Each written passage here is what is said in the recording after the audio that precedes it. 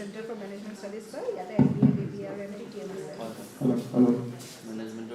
hello management center dame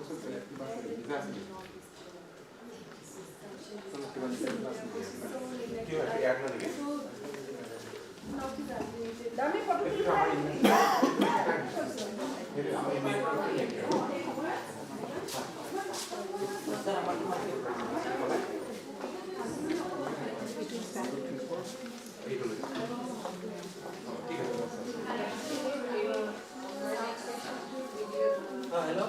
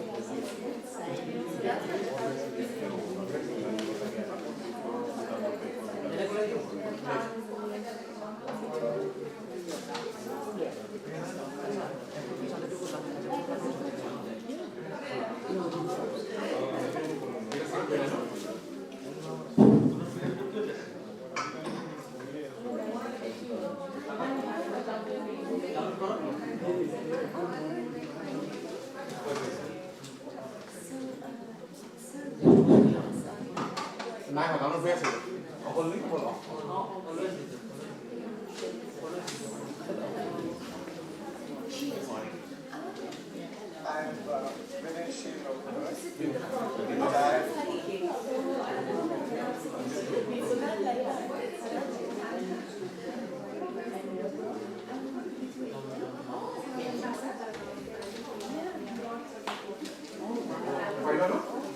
But also, she's also a writer. Yes.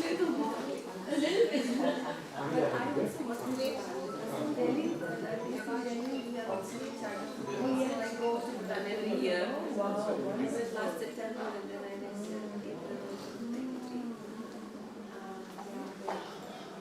And I have many Indian friends who are very Oh, yeah.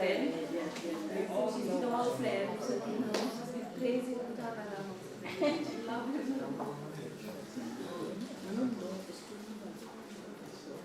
Who is this daughter? Is it all right?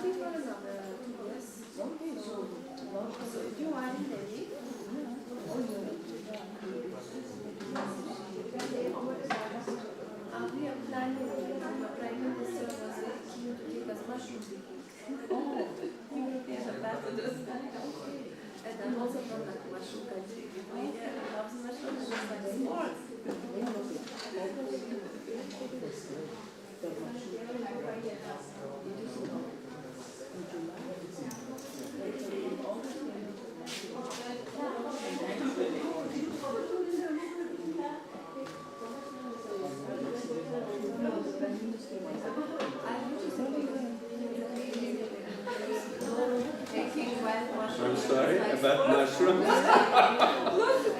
Silent and now Wow. You have written about all. Yeah. About children. and we done them like us. Absolutely wonderful. Not the official thing which you buy, but the ones you get from the world. So that's the norm. I'm sorry? Yes, but I wrote not about wolves exactly, but about children of wolves. It is about children, German children, who after Second World War were refugees in Lithuania. It's so called wolf children. No, no. From being by some of them. Sometimes, yeah.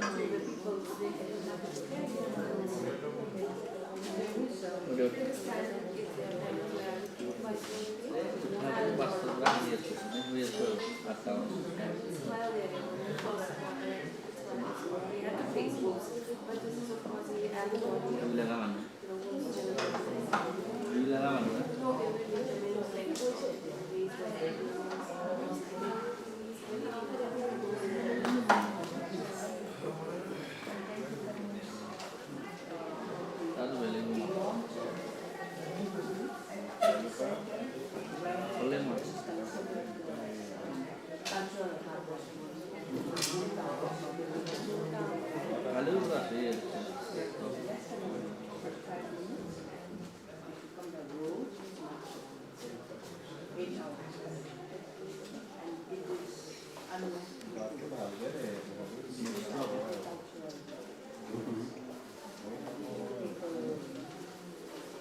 For us,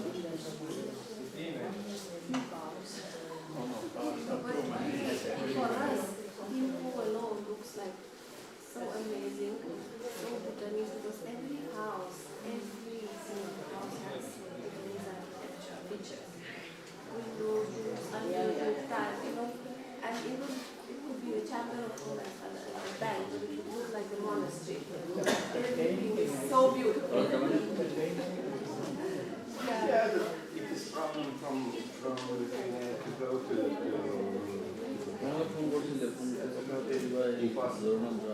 so many restrictions. But it's expensive.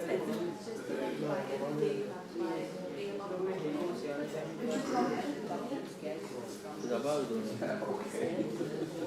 So we have to make it a festival. We can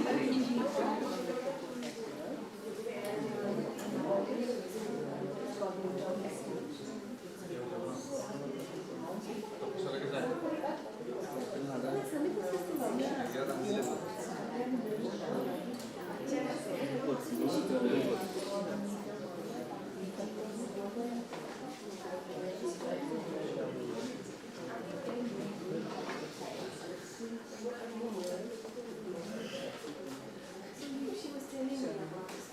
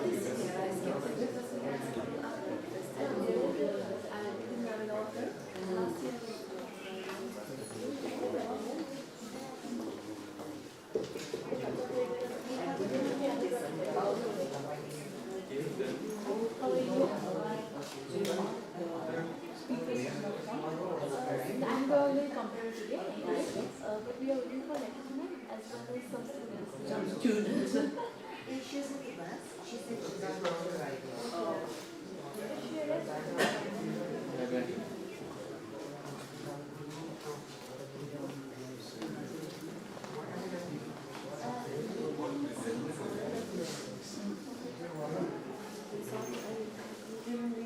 Oh, really? You also live in Bhutan? So another mouse is what we take. And there is I was hosted in Strasbourg, so I used to go to Switzerland. I had friends in Basel, in Geneva, so I go all over. It's small. Such a pretty girl.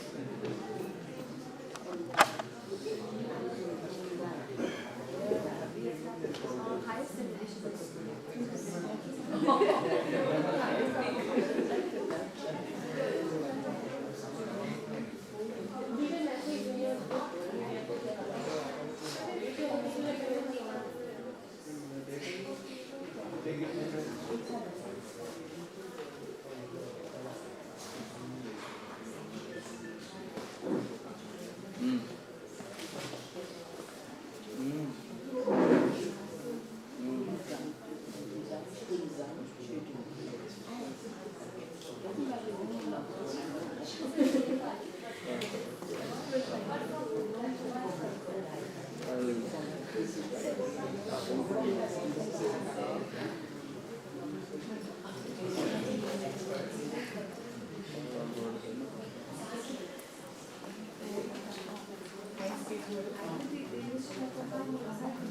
Hello.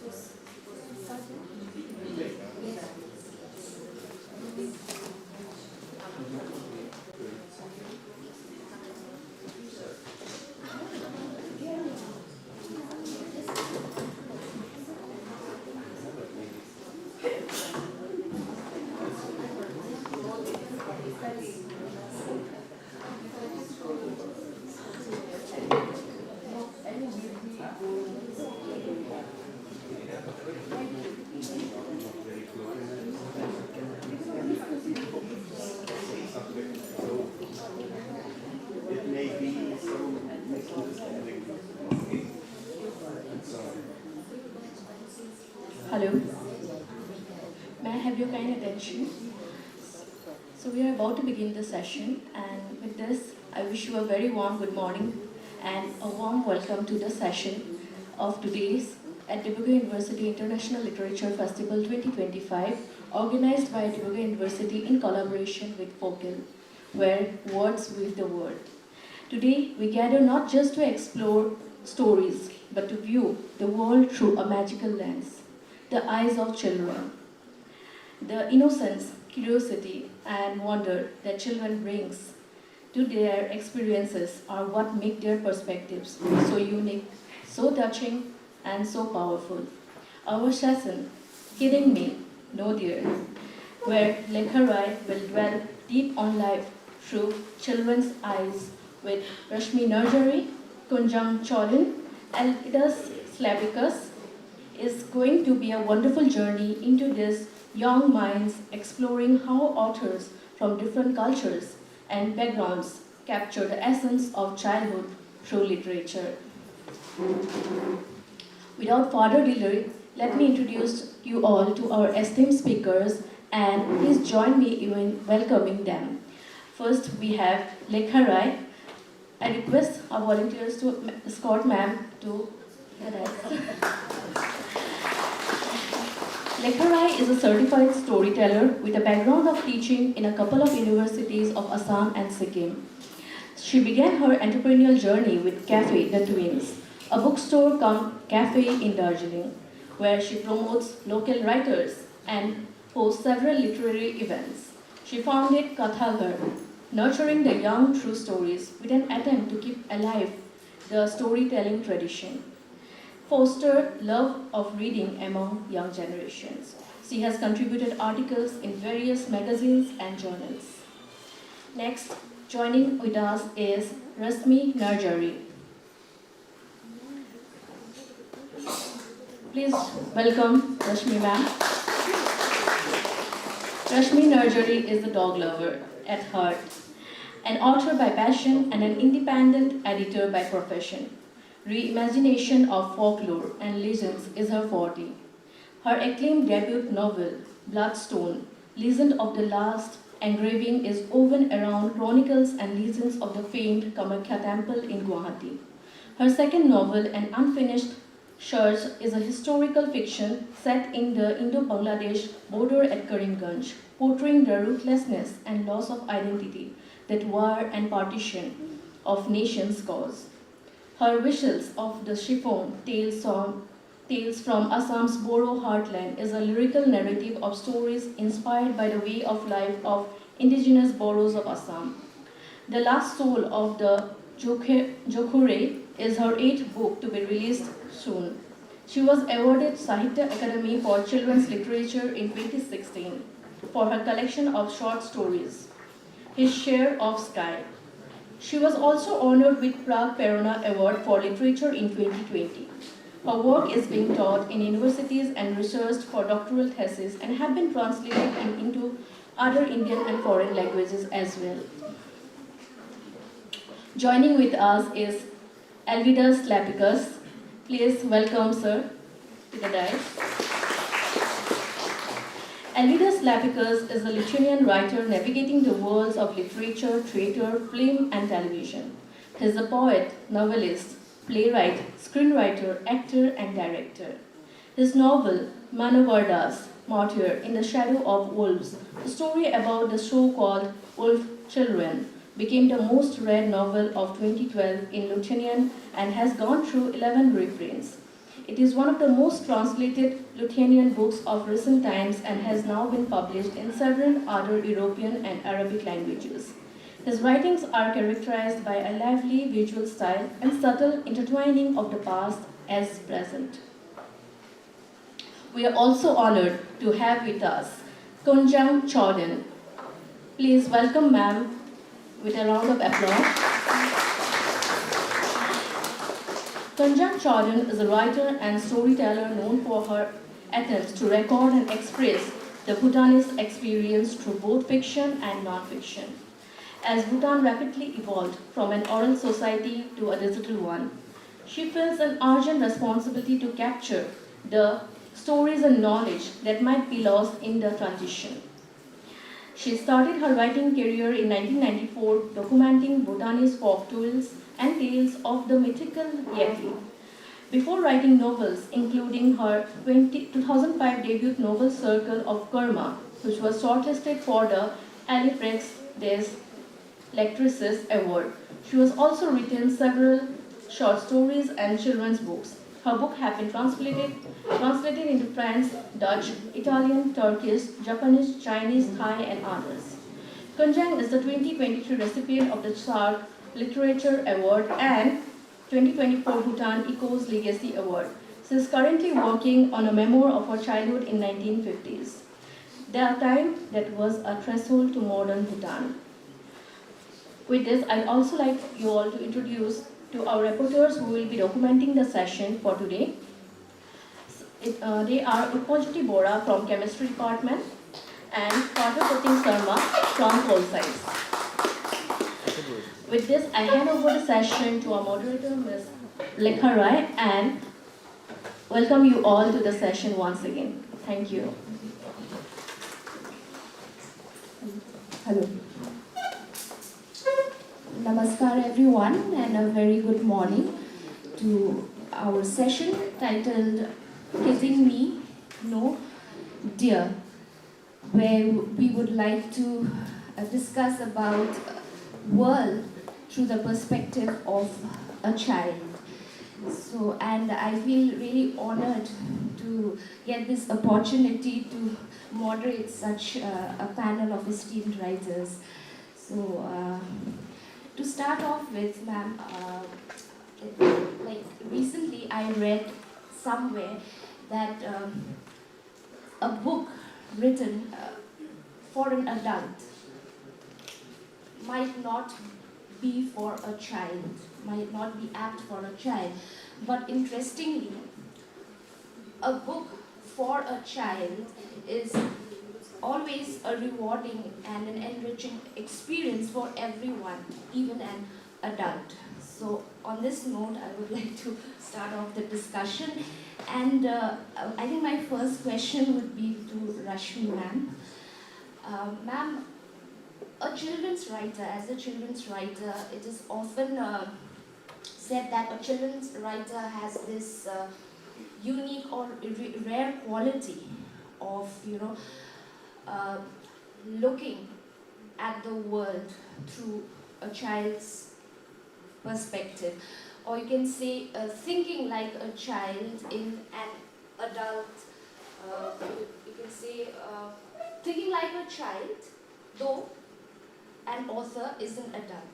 So how difficult do you think is it to recapture a child's world when you are no longer a child? And ma'am, even your first, like the book for which you won the Sahitya Academy for Children's Literature, His Share of Sky, it talks about a 10-year-old boy. Yeah, the novel is told from the perspective of a 10-year-old boy. So how difficult was it for you to recapture a child's world when you are no longer a child. Thank you, Lekha. Good morning. This is it, you know, it proves that I am still a child. I'm sorry, Lekha is wrong there. She said I'm no longer a child, but I think I am. Because the moment I see a full classroom of people, I am so habituated to this, you know, we stand up and say, good morning, sister. There is that sing-song tone. And which is proof enough that I haven't grown up. Which is why it is very, very easy for me to write stories for children. I think to write stories for adults and to write stories for adolescent people is more difficult. Because they say something, adults and adolescent people, they say something, but they might mean something else. They are something on the surface and something beneath that surface. But for a child, you say the apple is sweet, he will take it as sweet. But for an adult, you say the apple is sweet, the adult will think, why has she given me a sweet apple? Is it poison? So these are things, you know, Lekha, which is why I think it's not difficult, but you have to be very, very observant for every body language of the child. It's like watching Tom and Jerry cartoons. If you have observed, if you have watched Tom and Jerry cartoons, and if you have pets at home, or if you love to just watch and observe cats and dogs outside and play, you see how every wag of the tail, how every flicker of the ear in a real dog outside so very much relates to, you remember there was this dog, Pluto, and Scooby, yes? So everything relates, and if you have seen a cat, if you have observed it, you see when it's scared, you know, its claws come out and it sticks to the wall. You see how Tom does it when that bulldog comes in the cartoon shows. So you have to be very observant. I have to be very observant because I look at it from a child's pair of eyes. I haven't grown up, so that's not difficult for me. Yes, I have grown up in height, but deep down here, I think I still feel like a child. I look at things like a child. So, yes, Lekha, it is not very difficult. And the book that had won the Sahitya Academy, the one in which the protagonist is a 10-year-old boy, that also I look at the whole thing from the perspective of two people. One is a 10-year-old boy, and the other is my husband's eyes. My husband is not 10 years, but about the time when he narrated me his anecdotes from his childhood, he was around 10 years. So this book has stories from his life, how he once fell into the well, how he once thought his uncle was a ghost, and so many other things. It's a different story that he went on to become an ICE officer later, but that his childhood years in his village really motivated me to write and look at life and village life from a 10-year-old boy's perspective. So that's it, Lekha. Ma'am, you would like to add something to it, Kunjal ma'am? Okay. Oh yes, I'm so sorry. Good morning, everyone. Our experience is a little different because I'm from Bhutan, and Bhutan until the early 1960s was still an oral society. So I grew up as a child listening to stories. And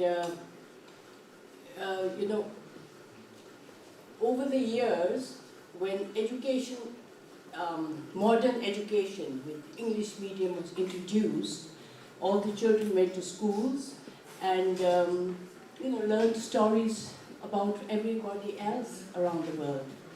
And for me, my whole personality, my whole perception of the world was through the stories that I had collected.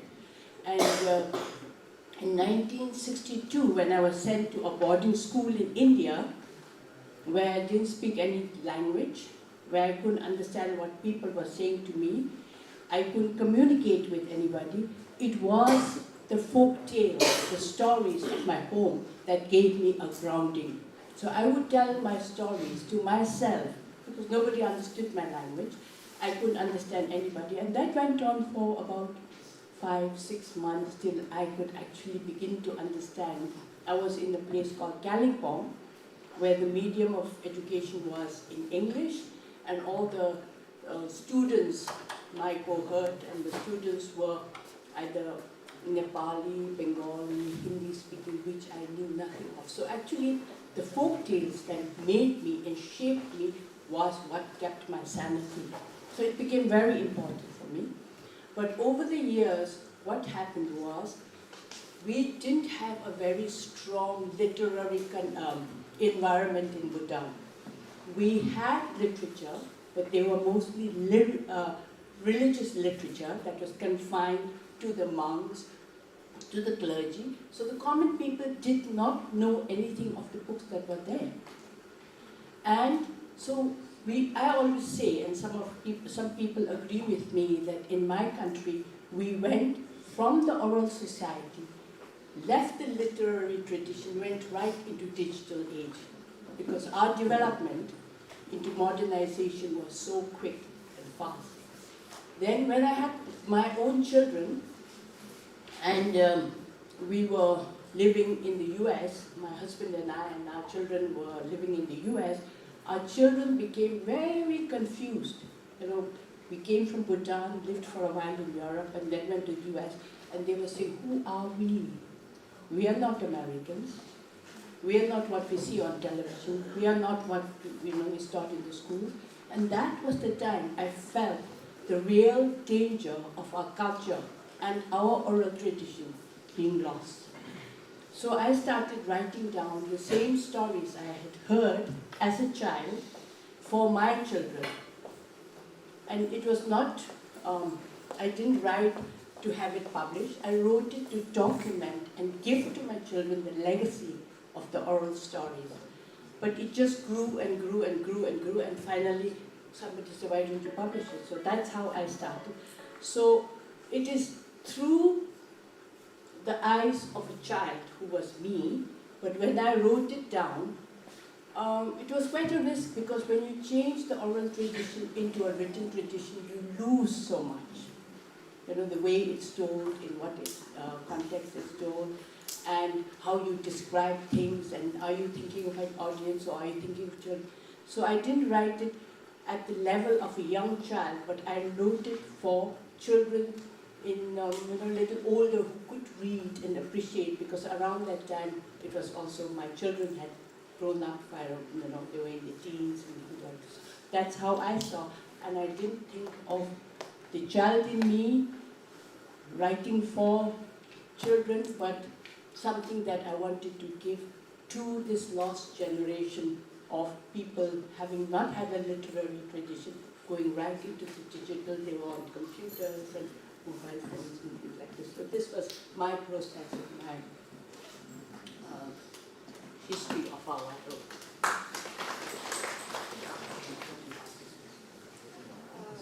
Ma'am, this is a question again for you, before I move on to Avidas, sir. You have been trying to reclaim the oral stories from your region, and as you said yesterday, we were having a discussion that how you want to give those stories to the coming generation, gift of stories, if I may say. So ma'am, when do you collect these oral stories, so do you try to align it with the contemporary taste? Trying to, because my first publication was the book of folk tales, which I wrote as they were told to me as a child. And what I did was to authenticate what the folk tales that I had documented. I went back to the storytellers in my village, and I said, this is a story you told me so many years ago. Is it the way it is? So that's how it happened. But now I have tried to reach out to the younger children. And for them, I tried to bring the context into their, so it's really a story, all of my children's stories which I write, based on a myth, based on a legend, to give it back to them because this is all forgotten, and to make it a little more interesting and appealing, because the world of books and pictures and illustrations is so competitive that I have tried to make all my children's books illustrated, so that they and then have pictures drawn by Bhutanese who the readers can relate to. And there's also a little bit of course, to bring some of the old things back into the current contemporary context. Did I answer? Yes. So, I think my next. switch off this is, it's on. Not working? If I switch this off, then this will work. It doesn't work simultaneously.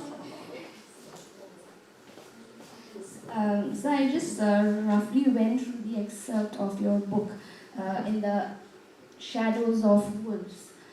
So where it talks about the aftermath of World War II, and where you have portrayed children, and how, because of the aftermath of the World War II, they have to fend for themselves because of the lack of, because of all the circumstances.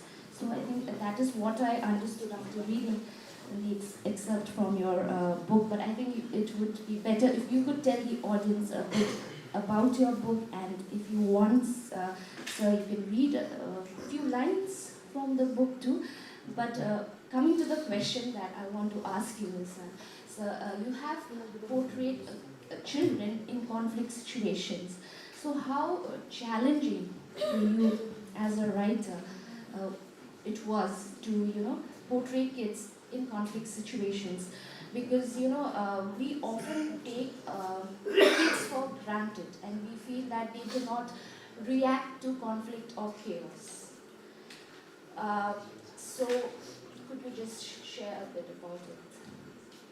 And we don't have discussions about this at home with our kids, and we do not respond to their questions and queries.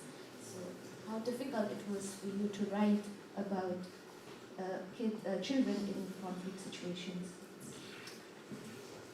Yes.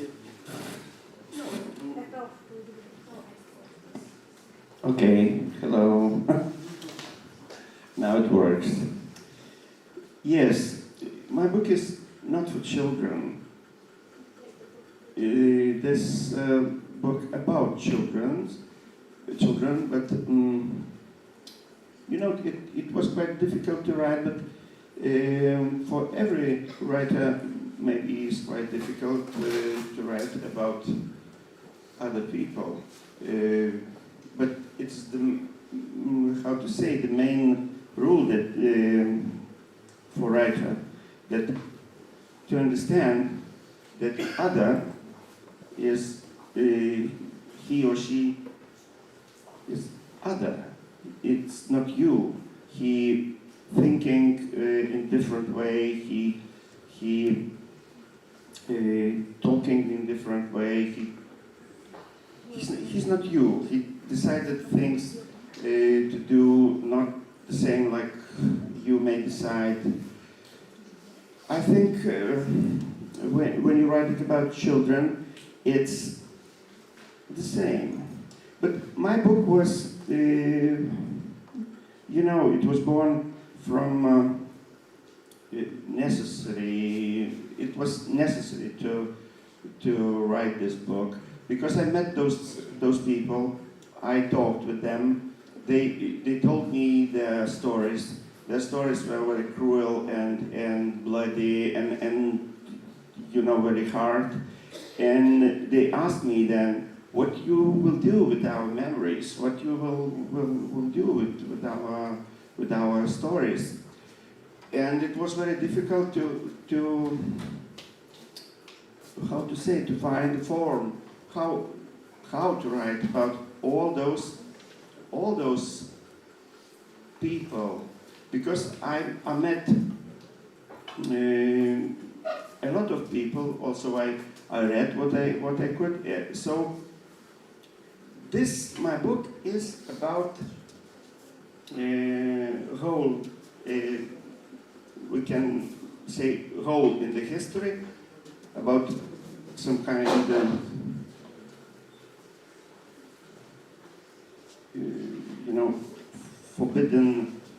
forbidden place. In Soviet time, it was forbidden to talk about German people, German children who came into Lithuania through the river of Neunas. They tried to survive. They tried to find bread, shelter, and so on. Those children were, of course, from East Prussia. Now it is Kaliningrad Oblast. But they were Germans, and their fathers were, of course, in the war. Some dead, some maybe in captivity. I don't know. But families in the East Prussia were very big, about 10, 11, 12, 15 children in family. And when Red Army came, they were very cruel.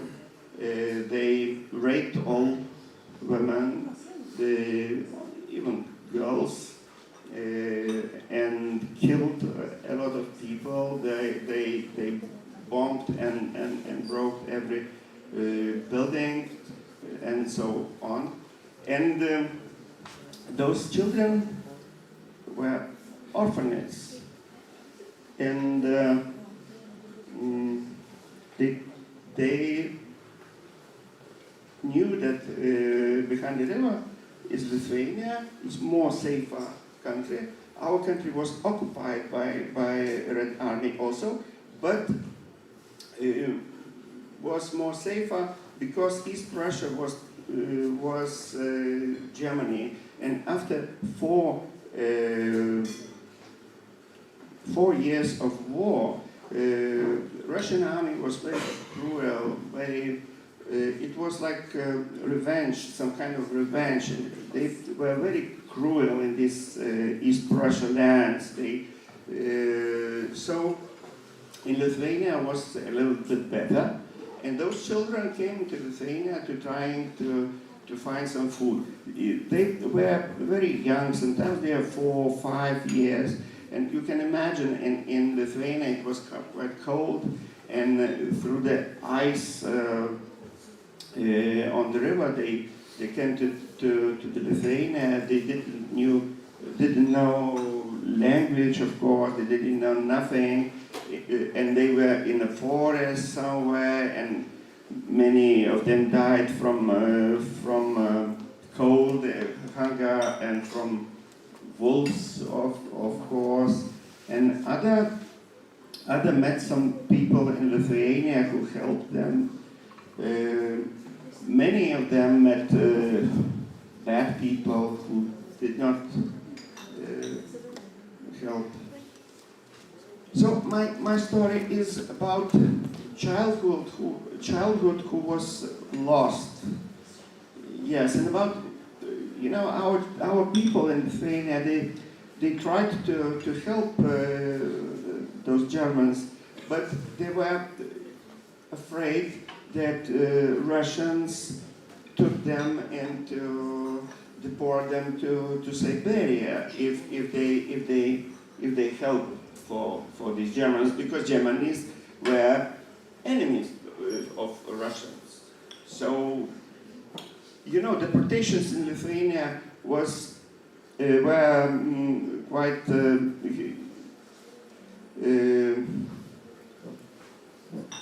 huge, and sometimes people did nothing wrong, but somebody thought that, oh, he has good good house, for example. Okay, let's take him this house. Let's deport them to Russia, to Siberia, to cold. And a lot of our people were there in Siberia. And of course, those people who helped the German children, they were afraid that it could happen with them. So they changed the identity of these children. They changed them into Lithuanians. And of course it was good at first time, but after, when Lithuania was become free from Soviet Union and so on, all these people become adults, and it was very difficult to find their relatives in Germany because they was changed the names, everything. They even did not know German language, and when Red Cross helped for somebody to find their relatives, it was difficult to communicate with their brothers and sisters, because you know, after 60 years, for example, when you're meeting some lady and somebody says that she's your sister, but there is nothing, you cannot see sister in her. And even she did not speak in your language. It was a terrible story. It was a story about how these people lost their childhood, everything. And this book is about that. So we can later we can read a few lines from the book, like maybe after one or two questions. Or would you want to read it now? What to okay. Maybe a parents. Okay. Later, madam, you need to switch it off. So Okay, that I will it works with the same try. frequency. I will try. I hope this excerpt will be too long. It 1.5 of page. A strange procession moved through the swirling snow. 4 figures, 2 larger and 2 smaller, were dragging a long bundle behind them. We have to bury her here. No, Laura, no. Let's bury her in the consecrated earth of the cemetery. The whole earth had been defined long ago, the cemetery too. Several crosses could be seen through the swirling snow. Martha's funeral procession came into view. Eva, Lotta, Grete, and Renate. Despite everything, they had managed to drag that corpse to the cemetery.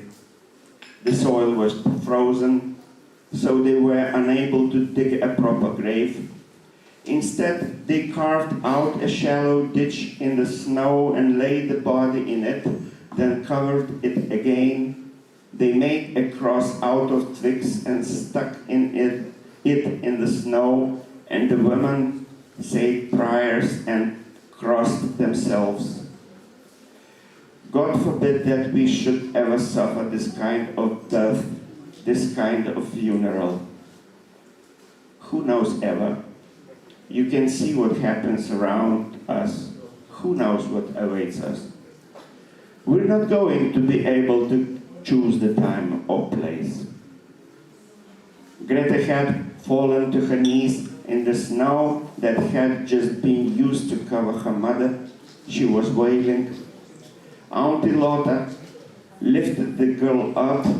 Let's go, my dear little Greta. She'll be cold here. She's in a better place now than we are. Strange silhouettes were moving across the endless white shields. The snow was dancing and playing, carried by the wind. The cemetery could occasionally be seen through the swirling snowflakes. It was getting dark. The figures of the women and children were like ghosts swaying in the wind.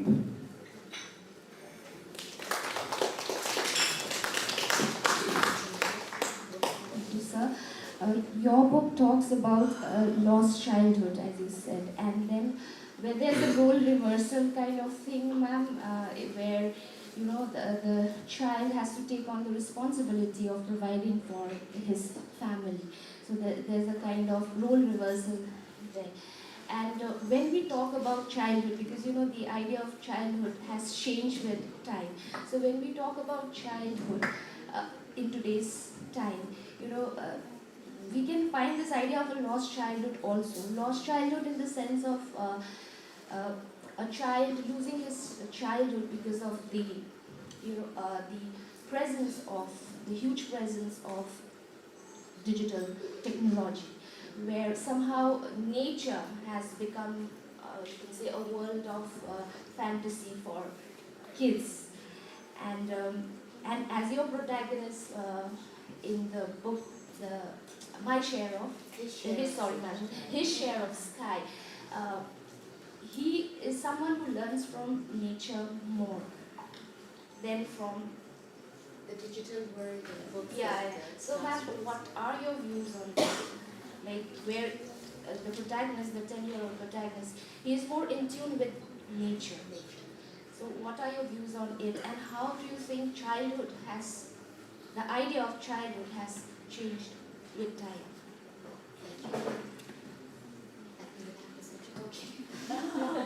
One is to research. Yes, I remember that. This is a child's mind. Alright, so the protagonist in His Share of Sky, 10-year-old Barsao, his name is Barsao. Barsao has not had the misfortune of going through a war, going through a very difficult historical revolution, but Barsao has had the misfortune of going through loss at a personal level, loss at an individual level, and loss at a contemporary level, which is irrespective of the dimensions of the barriers of time and situations. Because even now, I think there are children who have not gone through war, but they have faced poverty in such a way that, like you said, Rekha, there is a role reversal kind of thing where the child has to take responsibility of the household. Now, in a household where every member needs to earn for that square meal a day, in such a situation, Barsao had a pig. The pig was actually raised by his mother so that once the pig grows up, it can be sold. And with that money, Barsao's mother could have bought oil and salt for the family, because rice, our people in the villages normally have small patches, or they normally have some rice. But never mind, for some reason they had to raise the pig. But before the pig could actually go to its matured weight, where Barsao's mother could have got a good amount, a good profit, the pig had to be sold because they ran into a lot of debt. Now, you can think of Barsao's little heart, 10-year-old heart, when he has to see the pig taken to be slaughtered. And even after that, he has to sit in the market to sell his dear pig. Can you imagine that? In fact, he had even named the pig. He used to call it Oma Gendra. Oma is in Boro pig, and Gendra means fat. They were all looking forward to the times when Oma would become fat and round, and they actually took him like a pet, like we have cats and dogs. So this is how there is grief in a child, even in times when there is no war. when there is no heavy snowfall or no huge waves of heat, where there are collective situations of loss. But in an individual, also there can be loss of this magnanimity. And also, as I write for both children and for adults, and I write in all genres, I write historical fiction, I write mythological fiction, I see that grief, joy, and fear, they're all the same in whatever age. Maybe the reason is different, but we grown-ups, or we kids grieve the same way as an adult. Our reasons might be different. Now, Barsaw's mother would be around 40 to 50 years, and Barsaw is 10 years. I'm sure she had equally grieved over the loss of the pig, because there were two things for her to be sad about. One is there would be a lesser profit because the pig had not grown to its full maturity. That was one. And the second thing was even she began to love the pig as a pet in the family. So there were two reasons for her to grieve, but she wouldn't perhaps show it. And it was the same thing for Barsaw as well. So joy, anger as well, all these emotions are the same for a child and an adult, which is why I think there are certain literature, certain stories, which are maybe written for children, but are irrespective in its readership, or which are written for adults, but can be read by children as well. For instance, I'd like to tell you about stories of Ruskin Bond. His stories surpass all age barriers. His language is very simple. So these are things when Ruskin Bond looks at the world normally from a child's eye, from his Masuri days. And sometimes even he has, I can see from his literature, even he has stopped growing up. Because in his stories, he also writes about very small things which engage, which enthrall all age categories. So I think somewhere there is a mergence of the eyes that look from the perspective of a child and the perspective of a grown-up. And sometimes it is loss, which is universal, sometimes it is joy, which is universal, but somewhere it all zeroes down on the human emotion in collective, in universal. So again, it depends on how the author writes it and how the reader interprets it. Have I answered? I switched it off. Yes. This is actually a good game. You switch off and then it's kind of passing the parcel. Ma'am Rashmi and Arzari ma'am, she just mentioned about grief, in her story, and about how the killing of the pig, of the family pig of